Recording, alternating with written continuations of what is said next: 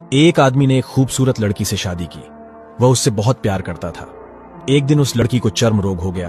धीरे धीरे वह अपनी खूबसूरती खोने लगी। हुआ यूं कि एक दिन उसका पति टूर पर निकल गया।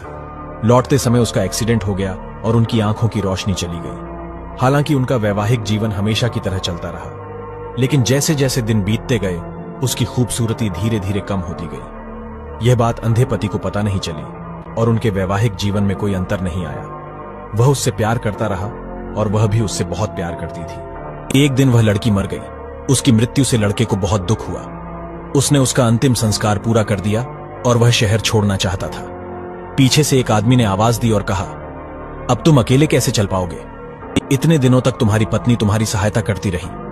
उसने उत्तर दिया, मैं अंधा नहीं हूं। मैं अंधे होने का नाटक इसलिए कर रहा था क्योंकि अगर उसे पता होता कि मैं उसका बदसूरत शरीर देख सकता हूं तो इससे उसे उसकी बीमारी से ज्यादा दुख होता। इसलिए मैंने अंधा होने का नाटक किया।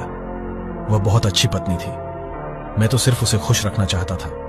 कहानी का सार, कभी कभी खुश रहने के लिए अंधाधुंध व्यवहार करना और एक दूसरे की कमियों को नजरअंदाज करना हमारे लिए अच्छा होता है। यदि आप मुझे फॉलो नहीं कर रहे हैं तो शायद आप मुझे कभी ना देख पाए। अगर आपने फॉलो किया है तो बधाई हो, आप हर रोज कुछ नया सीख रहे हैं।